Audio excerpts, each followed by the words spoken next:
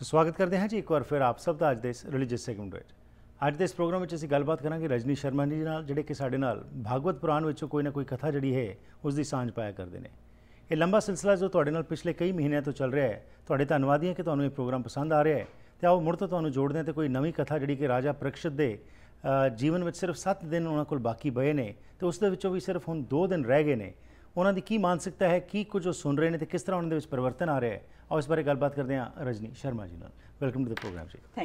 Thank you जी। So आज जी भागवत पुराण में से कौन सी कथा आप हमारे साथ शेयर करना चाहेंगे? जी हरप्रीत जी, पिछली बार तो हम लोग जी पिछली बार तो हम जनरलाइज्ड टर्म्स के ऊपर बात कर गए जी। जी जी, या जी। तो हमने देखा कि ये शुकदेव मुनि कथा सुना रहे हैं राजा परीक्षित को, जिनकी मृत्यु में 7 दिन रह गए हैं और गंगा के तट पे ये कथा चल रही है। उन 7 में से भी अब 5 दिन निकल चुके हैं जी। लेकिन इन 5 दिनों में वक्त जो है वो 5 दिन निकले हैं, लेकिन राजा परीक्षित की मनस्थिति में जो परिवर्तन हुआ है, उनकी एल्केमी ही कहना चाहिए कि बदल गई। राइट, कि जहाँ पर उनका मन जो है वो उस ऋषि के श्राप से एकदम स्तब्ध, डरा हुआ, परेशान हो गया था और एकदम वो हैरान हो गए थे कि ये क्या हुआ उनके साथ। घबराया हुआ मन और वो सब कुछ बदहवासी में छोड़ के गंगा के तट पर निकल गए थे जी। आज वो मन जो है उनका बिल्कुल शांत हो चुका है, प्योर हो चुका है, फोकस्ड हो चुका है, अंतर्मुखी हो चुका है, सूक्ष्म हो चुका है। लेकिन इन सबसे बड़ी जो बात हुई है वो ये कि उनका मन भगवान के प्रति दिव्य प्रेम से भर चुका है। राइट। तो जब ऐसी स्थिति आई तब शुकदेव मुनि ने उनको भगवान कृष्ण की कथा सुनानी शुरू की, क्योंकि ऐसा मन ही उस दिव्य कथा को समझ सकता है। राइट। अदरवाइज कभी कभी सिर्फ बुद्धि के तल पे समझे तो बहुत से किंतु परंतु उन कथाओं में आते रहते हैं। Right. और वो विश्वास, वो श्रद्धा नहीं बनती और हम ये कह के कि ये तो पुराने समय की बातें थी, उनको हम साइड लाइन कर देते हैं। Right. तो राजा परीक्षित का जैसा सुंदर दिव्य प्रेम से भरा हुआ मन वो इन कथाओं को सुन रहे हैं और हमें ये कैसे पता चलता है कि वो उनको बहुत अच्छी लग रही हैं, क्योंकि वो और प्रश्न पूछते हैं और सुनना चाहते हैं कि मुझे कोई उनकी लीला और बताएं भगवान कृष्ण की। राइट। तो आज हम जो ये कथा बताने जा रहे हैं, इसमें एक दिन भगवान कृष्ण की उम्र भी अब 7 वर्ष की हो चुकी है। तो एक दिन वो बलराम के साथ गौएं चराने के बाद जब शाम को अपने घर पे आए तो उन्होंने देखा कि उनकी जो माता है यशोदा और नंद दोनों ही बड़े बिजी हैं। और बिजी किस चीज में है? बड़ी जैसे कोई तैयारी में लगे हुए हैं, बहुत तरह के व्यंजन बन रहे हैं, मिठाइयाँ और शाक सब्जियां तरह तरह की, जैसे कोई उत्सव की तैयारी में लगे हैं। तो उस वक्त भगवान कृष्ण ने अपने पेरेंट्स से पूछा कि आप हमें बताइए आप क्या कर रहे हैं जी। तो उन्होंने कहा कि ये हम यज्ञ कर रहे हैं और हम राजा इंद्र के प्रति ये यज्ञ कर रहे हैं, क्योंकि इंद्र जो हैं वो स्वर्ग के देवता हैं और वो वर्षा ऋतु के भी नियामक हैं, तो हम उनकी प्रसन्नता के लिए ये यज्ञ कर रहे हैं। तो इस पर भगवान कृष्ण ने थोड़ी सी अपनी हैरानी जाहिर की कि आप ये उनके प्रति ये यज्ञ क्यों कर रहे हैं जी। अगर आप ये समझते हैं कि ये जो वर्षा से सब कुछ उत्पन्न होता है, तो हमारे सामने ये गोवर्धन पर्वत है, इस पर्वत की सुंदर घास जो है जी, वो हमारी गौएं चरती हैं और हमें दूध दही सब देती हैं जी। उन गोवर्धन पर्वत पर इतने सुंदर वृक्ष लगे हुए हैं और पर्वतों की वजह से वर्षा होती है और इतने सुंदर इन वृक्षों को, फलों को, सब्जियों को सभी पूर्ति तो ये वृक्ष, ये पर्वत कर रहा है। तो आपको अगर यज्ञ करना है तो इस पर्वत के प्रति करिए। राइट। आप इंद्र के प्रति क्यों कर रहे हैं? तो अभी तक जो भगवान कृष्ण है, हालांकि 7 वर्ष के बच्चे हैं, तो पेरेंट्स उनको ये भी कह सकते थे कि नहीं आप अभी कुछ नहीं जानते, लेकिन नंद जो हैं वो कृष्ण का प्रभाव देख चुके हैं कि 6 दिन में ही उन्होंने पूतना का वध किया, उसके बाद शकटासुर, और उसके बाद हमने देखा कि ब्रह्मा की वो लीला जो हमने जिसका पिछली बार वर्णन किया था, इसके अलावा कालिया नाग का वध। तो उनको ये पता चल चुका था बहुत अंदर विश्वास से कि he is not an ordinary child. वो तो इटसेल्फ एम्बॉडीमेंट हैं उस कॉन्शियसनेस के जिसने ये फॉर्म ली है ह्यूमन। तो ये बात नंद बाबा के दिमाग में भी, उनके हृदय में भी पूरा विश्वास था। राइट। अब जैसे नो डाउट ही इज़ आउटस्टैंडिंग, भगवान कृष्ण की जो हम बात कर रहे हैं, लेकिन अब यहाँ पे बात आती है कि आज भी हम जब देखते हैं तो पेरेंट्स को अपने बच्चों को और हौसला अफजाई करनी चाहिए इफ़ दे आस्क क्वेश्चंस। नहीं तो आमतौर के ऊपर हम उनको ठप कर देते हैं, तुम्हें क्या मालूम, बच्चे हो, ऐसी बातें चलती हैं। So definitely they should be encourage so that उनका जो माइंड है और डेवलप हो सके। जी। तो अब नंद ने भी ये बात मान ली। तो उन्होंने कहा कि ठीक है, अगर तुम इस तरह से कह रहे हो कन्हैया, तो हम ये सारा व्रत जो है गोवर्धन के प्रति ही करेंगे। तो व्रज भूमि के अराउंड ये गोवर्धन पर्वत है। तो अगले ही दिन बाकी सभी जो दूसरे ग्वालों की फैमिलीज थी, वो भी सभी तरह तरह के बना के व्यंजन वो लेके और सब गोवर्धन पर्वत के नीचे इकट्ठा हुए और उन्होंने वहाँ पर वो यज्ञ किया और आहुतियाँ जो हैं वो उस पर्वत के प्रति दी। जी। अब ये बात जब इंद्र को पता चली और उसने देखा कि इस तरह से ये कोई नई ही रीति शुरू हो रही है, पूरी परंपरा पुरानी तो खत्म ही की जा रही है एक तरह से, तो उनको बहुत गुस्सा आया। जी। जो देवता हैं, स्वर्ग के देवता हैं, बहुत अहंकार और अभिमान से भरे हुए, तो उन्होंने कहा कि नहीं, ये नहीं होना चाहिए। जी। क्रोध में आकर उन्होंने वर्षा ऋतु के मेघों को ये बुलाया और कहा कि तुम ब्रिज भूमि को पानी में बिल्कुल डुबो ही दो जैसे। और हरप्रीत जी, मैं आपको बताऊं कि ये जो दिन होते हैं, ये मार्गशीर्ष का महीना था, जिस वक्त दीपावली के दूसरे दिन ये गोवर्धन पूजा की जाती है। जी। तो उस वक्त कोई वर्षा का समय भी नहीं है, लेकिन इंद्र के कहने पे बहुत ज़्यादा बरसात हुई और पूरी ब्रिज भूमि जैसे पानी में भर गई, कुछ पता ही नहीं चला। जी। तो उस वक्त सभी लोग फिर भगवान कृष्ण के पास गए और उनको थोड़ा सा उलाहना भी देने के लिए कि आपकी वजह से आज हम इस मुसीबत में पड़े हैं, क्योंकि हर साल तो हम जो है वो अपना यज्ञ इंद्र के प्रति करते हैं और सब कुछ ठीक रहता है। तो भगवान ने कहा कि आप लोग कोई भी चिंता ना करें और आप मेरे साथ आएं। अगर हमने गोवर्धन के प्रति ये यज्ञ किया है तो इस मुश्किल के समय में गोवर्धन ही हमारी मदद करेंगे। तो ऐसा कहने के बाद और साथ में ही उन्होंने कहा, सभी जो ग्वालवाल इकट्ठे हो रहे थे वहाँ पर, उनको कहा कि मुझे गोवर्धन ने कहा है कि वो बिल्कुल हल्का हो जाएगा और तुम आराम से उसमें शरण ले सकोगे। जी।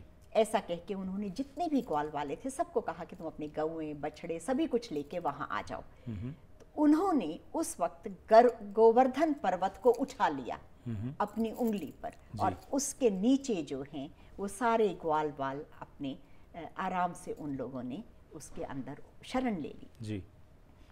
अब उस वर्षा का तो कोई प्रभाव ही नहीं पड़ा। जब इंद्र ने ये देखा तो उन्होंने अपना जो है वो और तेज कर दिया और 7 दिन तक लगातार जो वर्षा हुई और भगवान ने ये 7 दिन बिना हिले हुए उस पर्वत को अपनी उंगली पे लेके खड़े रहे। जी। और सभी की उन्होंने रक्षा की। तो जब इंद्र ने ये देखा तो उसने अपने आप को बड़ा पराजित महसूस किया। जी। और उसके बाद उन्होंने अपना ये विचार छोड़ दिया और सूर्य निकल आया। तो उस वक्त फिर उन्होंने पर्वत जो है उसको वापस रखा, सभी ग्वाल बाल सुरक्षित वापस आ गए। राइट। तो ये देख के इंद्र ने कि मेरी कोई भी पावर वहां पे नहीं चली। जी। तो फिर वो भगवान के पास आए क्षमा प्रार्थना करने के लिए और उन्होंने इनसे भगवान कृष्ण से क्षमा मांगी और कहा कि मैं अपने इस अभिमान में ये भूल ही गया था कि जो पूरी पृथ्वी के नियामक हैं वो आप हैं and I am just one of the element of it.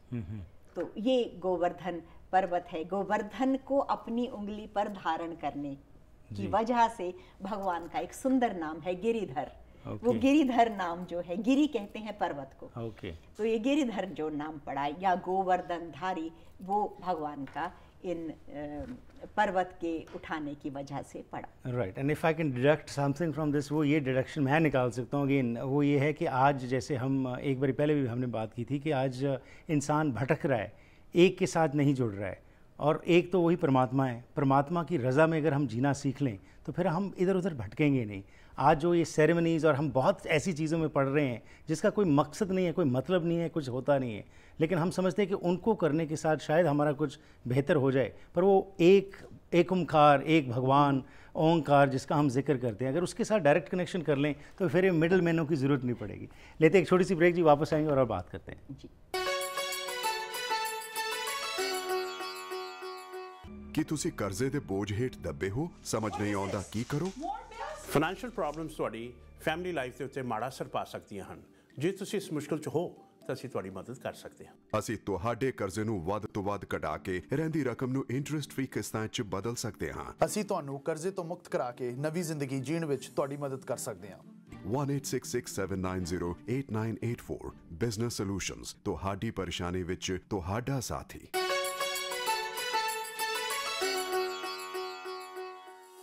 ਸੋ ਸਵਾਗਤ ਕਰਦੇ ਹਾਂ ਜੀ ਇੱਕ ਵਾਰ ਫਿਰ ਆਪ ਸਭ ਦਾ ਅੱਜ ਦੇ ਇਸ ਪ੍ਰੋਗਰਾਮ ਦੇ ਵਿੱਚ। रजनी शर्मा जी ਨਾਲ ਗੱਲਬਾਤ ਚੱਲ ਰਹੀ ਹੈ ਜੀ, आओ इसी कथा ਵਿੱਚ दोबारा तो ਤੁਹਾਨੂੰ जोड़ते हैं जी।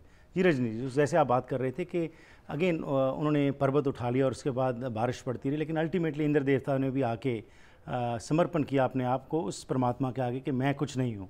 तो ये सोच जो है बहुत प्रचलित है और होनी चाहिए, बल्कि क्योंकि if one surrenders and then definitely acceptance comes, और एक्सेप्टेंस जब आती है तो हर चीज़ जो है वो अच्छी ही लगती है। जी जी, नहीं, बहुत सुंदर बात है हरप्रीत जी। सबसे बड़ी बात यह है कि इसमें अगर हम इसके आध्यात्मिक पक्ष को अब हम समझें इस बात को, तो जैसे मैंने आपको पहले भी कहा था कि संस्कृत शब्द में एक ही शब्द के कई अर्थ होते हैं जी। तो गो शब्द जो है वो इंद्रिय के लिए यूज होता है। ओके। पिछली बार हमने कहा था कि गौ शब्द पृथ्वी के लिए भी यूज होता है, इंद्रिय के लिए जो है यूज होता है। तो ये जो हमारी इंद्रियां हैं, इनका राजा कहें तो मन है जी। मन अगर बलवान है तो वो इंद्रियों को मन चाहा करने से रोक सकता है जी। लेकिन होता ये है कि हमारी जो इंद्रियां हैं उनके साथ एक भारी प्रॉब्लम ये है कि वो बहुर्मुखी हैं, वो बाहर जाती हैं और बाहर से इंफॉर्मेशन लेके आती हैं जी। आंखें बाहर के अच्छे से अच्छे दृश्य देखना चाहती हैं, कान अच्छे से अच्छे सुनना चाहते हैं, इसी तरह से जीभा अच्छे से अच्छे स्वाद लेना चाहती है, और फिर उन इंद्रियों की इंफॉर्मेशन के बेस पे हम ये अपने डिसीजन करते हैं लाइफ में कि ये this is right, this is wrong, right, I want it, I do not want it. This was better, that was not good. Right. तो हमारे जो डिसीजन का बेस है वो इन इंद्रियों की लाई हुई इंफॉर्मेशन है जी। इंद्रियों का राजा मन है। तो हम अगर उसकी तुलना इंद्र से करें जी। तो वो मन जो है ज्यादा इंफॉर्मेशन लेके अगर कोई व्यक्ति को थोड़ा ज्ञान हो जाता है, उसको कुछ चीजों का पता चल जाता है जी। बाहर की दुनिया में देखें, करियर वाइज देखें, किसी को ज्यादा नॉलेज है, ज्यादा एक्सपीरियंस है, तो वो व्यक्ति के अंदर अहंकार बढ़ जाता है कि I know more than other people. Right.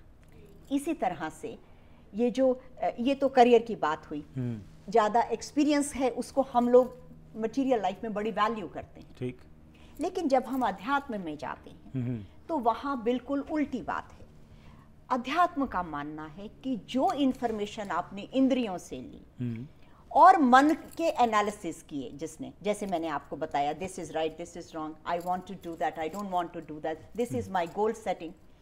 उन्होंने कहा कि इंद्रियों की लाई इंफॉर्मेशन और मन के analysis, this is all illusion, right, this is nothing, this is illusion. ये अध्यात्म का मानना है जी। तो अगर हम इस बात को बहुत ध्यान से सोचें, हर व्यक्ति अपने जीवन के प्रति ये बात को सोचे, do I have anything which is beyond this senses? Any decision I make, any of my philosophy is not based on the information provided by the senses? Is there anything? तो हम पाएंगे कि सत्य से, और जो सत्य है ना वो इंद्रियों की पकड़ में आता है ना वो मन की पकड़ में आता है जी। तो अगर सत्य ना इंद्रियों की पकड़ में आया ना मन की पकड़ में आया तो हम तो फिर जो भी कर रहे हैं वो सब झूठ है, वो इल्यूजन है, वो जिंदगी में हमें सुख देने वाला नहीं, वो जिंदगी में हमें शांति देने वाला नहीं, वो जिंदगी में जिस कंटेंटमेंट की हम बात करते हैं वो मिलने वाली नहीं है जी। मनुष्य को ये बात जितनी जल्दी अपनी जिंदगी की दौड़ में समझ में आ जाए उतना अच्छा।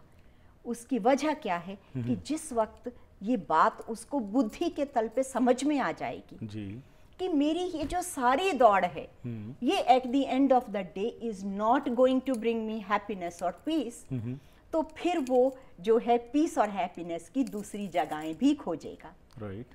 उसका माइंड क्वेश्चन करना शुरू करेगा। If end result is अशांति और दुख and depression and anxiety and stress, what I am doing then? So चाहा था सुख, निकले थे तलाश की सुख के हाथ में, लगे हाथ में दुख। चाहते थे विजडम मिले, मोती मिले, लेकिन कांटे मिले। जी। तमन्ना फूलों की थी, हाथ में कांटों से भर गए। तो फिर उस वक्त मनुष्य की जो बुद्धि है वो उसको उसकी अपनी समझ के ऊपर एक क्वेश्चन मार्क लगाती है जी। कि am I doing something wrong somewhere. तो तब ये अध्यात्म की जो तरफ उसका झुकाव शुरू होता है, क्योंकि जीवन के उपराले उसके व्यर्थ गए। जीवन के उन उपरालों से उसके जीवन में एक रिक्तता अंदर बनी ही रही। तो इस वक्त जब मनुष्य की दौड़ अंदर की तरफ जाती है जी, अब उसे समझ में नहीं आ रहा है कि मैं मार्ग क्या है, तो अब उसके पास एक आश्रय बचता है और वो है भगवान का, कि कहीं कोई ऐसी अदृश्य शक्ति है जी। अगर है तो वो मेरी मदद करे। जो गोवर्धन पर्वत की लीला है, उस वक्त उन गोपियों के पास, उन गोपाल बालों के पास भगवान स्वयं प्रकट रूप में थे जी। हमारे पास आज नहीं है हमारे सामने, लेकिन भगवान ने गीता में हमसे कहा मैं हर व्यक्ति के हृदय में हूं। बिल्कुल। तो क्या हमें कहीं अपने अंदर खोजना है? हमें अपने अंतर मन की गहराइयों में उतरना है जी, ताकि अगर हम अपने मन के उन या अपने हृदय के उन अंतरतम गहराइयों को छुएं जी। किस तरह से? क्या ध्यान के द्वारा, क्या उपासना के द्वारा? बड़ी बड़ी क्रियाएं, योग, जप, तप सब बताए गए जी। नंद और यशोदा यही कर रहे थे, इंद्र के प्रति जो वो उत्सव कर रहे थे जी। वो बाहर के उपराले हैं। भगवान ने कहा वो सब छोड़ दो, you come to me, you come to my refuge, तुम मेरी शरण में आओ and I am going to help you in every way जी। अब हमें मन में आएगा कि हम कैसे जाएं। राइट। भगवान तो है नहीं कहीं, नजर नहीं आते, नजर आते नहीं। मैं जाऊं तो जाऊं कहाँ? और फिर हर कोई अपना अलग तरीका बताता है, हर धर्म अलग तरीका बताता है, और केवल अलग तरीका नहीं बताता, हर एक धर्म दूसरे को खंडित भी करता है, दूसरे के तरीके को भी खंडित करता है। My way is the better way, my way is the better way. और इसके अलावा खंडित करने की बात छोड़िए, उनको ये कहते हैं कि इस तरह से आपको कुछ मिलने वाला नहीं। तो आदमी चारों तरफ जाके और एक कंफ्यूजन में आ जाता है, what should I do and what shouldn't I do. Right. तो ये जो सनातन धर्म है, सनातन धर्म का मतलब हुआ, सनातन धर्म हिंदू धर्म नहीं है। हम सनातन धर्म का अर्थ हुआ वो धर्म जिसने इस पूरी प्रकृति को अबाइड किया है जी। वो धर्म, वो नियम जीवन के जिनसे ये प्रकृति चलती है जी, जो कॉस्मॉस को भी नियंत्रण करने वाले हैं, उस धर्म की बात है। फिर गुरुवाणी कहती है जैसे, और जैसे बाकी सभी धर्म कहते हैं कि हमारे अंदर we have a miniature universe in us. Right. Gurbani कहती है जो ब्रह्मांडे सोई पिंडे। तो अगर जिन प्रिंसिपल्स पे ये कॉस्मॉस चल रहा है जी, वही प्रिंसिपल पे मेरा शरीर भी चल रहा है। तो मैं देखूं कि मुझे मन के पीछे लगना है, जो इंद्रियों का राजा है, वो उसमें चलना है, वो आज नहीं कल दुखों की बाढ़ लाने ही वाला है, या मुझे रिफ्यूज लेना है अपने उस एक, जिसको कि कहना चाहिए कि एक परमात्मा पे, एक सोच पे, उस तरफ मुझे रिफ्यूज लेना है जो मेरे मन के इन भटकावों को दूर करेगा जी।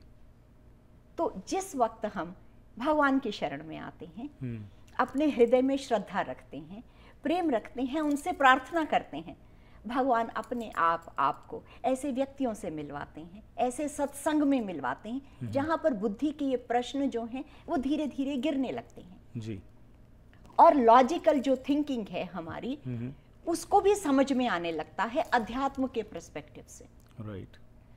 तो जब पूरी श्रद्धा के साथ, पूरी प्रार्थना से भरा हुआ हृदय जो है, जब वो भगवान के प्रति समर्पित होता है तो रास्ता अपने आप मिलता है उस तक पहुंचने का। तो ये गोवर्धन लीला जो है ये इसी तरफ एक प्रयास है बताने का।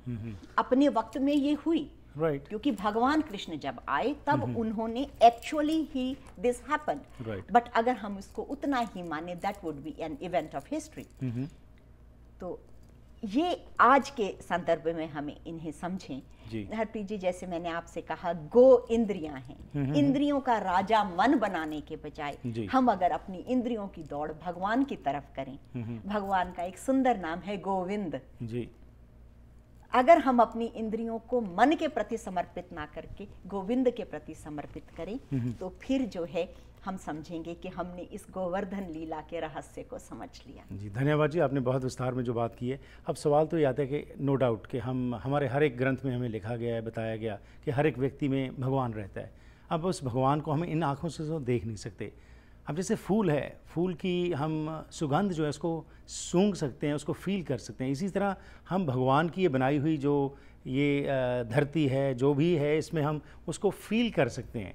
So now when we talk about this thing, and especially when our youngsters ask us, this is a very relevant question कि जी you people say कि जी भगवान तो अंदर है, अगर अंदर है तो फिर आप दूसरों के साथ ठगी क्यों कर रहे हैं, हेरा फेरी क्यों कर रहे हैं, आपका कहना कुछ और है, करते कुछ और हैं। तो अब ये चीज़ें जो हैं, अगर भगवान की हम पहचान जो है अगर ये समझ जाएं तो फिर तो ये समस्याएं ही खत्म हो जाएंगी। लेकिन हमने सिर्फ वो भगवान को एक गुरुद्वारे या मंदिर में स्थापित कर दिया बस 4 दीवारों के अंदर, और we are not realising it and we are not practising in our daily life. तो उसके संबंध में आप क्या मैसेज देना चाहेंगे, खासतौर के ऊपर हमारे जो यंगस्टर्स उनको क्या कहना चाहेंगे आप? बच्चों को भी मैं यही कहना चाहूँगी, बच्चों को भी इसी से जोड़, do not have faith, do not have faith in what other people say, question, question yourself. When you question, अगर आपके पेरेंट्स के पास भी उसके आंसर्स नहीं हैं, इसका मतलब उन्होंने भी अभी अपनी जर्नी उस तरफ को नहीं मोड़ी है। Your parents should be answers to your question. Then find it for yourself. खुद ढूंढें, इन मार्गों को देखें and experiment. To hold the younger generation, I say experiment. अगर वो कोई आपसे कहते हैं कि आप सवेरे उठ के जैसे पाठ करें, तो आप करें और देखें, does it make a difference? Then negate it. Absolutely, but just for the sake of doing it, just don't do it. Yes, so do follow this, and if it doesn't work, leave it. See the other one. So experiment and do not stop until you find it for yourself. Thank you very much जी, बहुत बहुत धन्यवाद आपका। Thank you. इस ਨਾਲ ਹੀ ਕਰਦੇ ਹਾਂ ਜੀ ਅੱਜ ਦੇ ਇਸ ਪ੍ਰੋਗਰਾਮ ਦੀ ਇੱਥੇ ਹੀ ਸਮਾਪਤੀ। ਫੀਡਬੈਕ ਜ਼ਰੂਰ ਦੇਣਾ। ਅਗੇਨ ਹਮੇਸ਼ਾ ਹੀ ਜੋ ਅਸੀਂ ਗੱਲਬਾਤ ਕਰਦੇ ਹਾਂ ਇਸ ਵਿੱਚ ਇਹ ਜ਼ਰੂਰੀ ਨਹੀਂ ਕਿ ਸਾਡੀ ਸਾਰੀ ਸੋਚ ਜੋ ਹੈ ਇੱਕ ਦੂਸਰੇ ਨਾਲ ਰਲਦੀ ਹੋਏ, ਲੇਕਿਨ ਮਕਸਦ ਤਾਂ ਇਹੀ ਹੈਗਾ ਕਿ ਅਸੀਂ ਜਿੱਥੇ ਆਪਣੇ ਧਰਮ ਵਿੱਚ ਪਰਪੱਕ ਹੋਈਏ, ਸਾਨੂੰ ਪਤਾ ਹੋਣਾ ਚਾਹੀਦਾ ਹੈ ਕਿ ਬਾਕੀ ਧਰਮਾਂ ਵਿੱਚ ਕੀ ਸੋਚ ਚੱਲਦੀ ਹੈਗੀ ਹੈ। ਮੈਨੂੰ ਬਾਈ ਬਹੁਤ ਵਾਰ ਫੋਨ ਕਾਲਸ ਆਉਂਦੇ ਨੇ ਕਿ ਜੀ ਇਹ ਪ੍ਰੋਗਰਾਮਸ ਦੇ ਵਿੱਚ ਕਈ ਵਾਰੀ ਐਸੀ ਚੀਜ਼ਾਂ ਹੁੰਦੀਆਂ ਜਿਹੜੀਆਂ ਕੰਟਰਡਿਕਟਰੀ ਹੁੰਦੀਆਂ ਨੇ, ਲੇਕਿਨ ਅਗੇਨ ਅਸੀਂ ਉਸ ਸੰਦਰਭ ਵਿੱਚ ਸੋਚਿਆ ਕਰੀਏ, ਦੇਖਿਆ ਕਰੀਏ ਜਿਸ ਸੰਦਰਭ ਵਿੱਚ ਗੱਲਬਾਤ ਚੱਲ ਰਹੀ ਹੁੰਦੀ ਹੈ। कुछ कॉल्स ऐसियां आईयां जिहदे च कहा गया कि जी एक व्यक्ति ये कह के गया सी, दूसरे व्यक्ति ने ये किया है, असी किस नूं मनीए। अगेन मैं हमेशा ही कहना, ये प्रोग्राम लियाउण दा मकसद है साडा कि असी तां एक वाया मीडियम हाँ, असी तुहाडे तक बुलारे लैके आने, उन्हां दी सोच बनदी है, उन्हां दी एक्सपीरियंस, उन्हां दी एजुकेशन, किन्ना उन्हां दा एक्सपीरियंशियल स्टेज हैगी है, फैसला तुसी करना है। असी एक रस्ता हाँ जिस राही तुहाडे तक इन्फॉर्मेशन पहुँचदी है, जो चंगा लगता है उसनूं ग्रहण करिए तो देखिए कि ये सब कुछ करन दे नाल साडे जीवन में परिवर्तन आ रहा है। ਇਹ ਸਵਾਲ ਦੇ ਨਾਲ ਹੀ ਅੱਜ ਦੇ ਇਸ ਪ੍ਰੋਗਰਾਮ ਦੀ ਕਰਦੇ ਹਾਂ ਸਮਾਪਤੀ। 6046037555 ਜਾਂ ਫਿਰ 6045909846 ਦੇ ਉੱਤੇ ਤੁਸੀਂ ਫੋਨ ਕਰਕੇ ਰਜਨੀ ਜੀ ਨਾਲ ਗੱਲਬਾਤ ਕਰ ਸਕਦੇ ਹੋ। ਲੈਣਾ ਆ ਗਿਆ, ਫਿਰ ਮੁਲਾਕਾਤ ਕਰਾਂਗੇ। ਤਦ ਤੱਕ ਗੁੱਡ ਬਾਏ।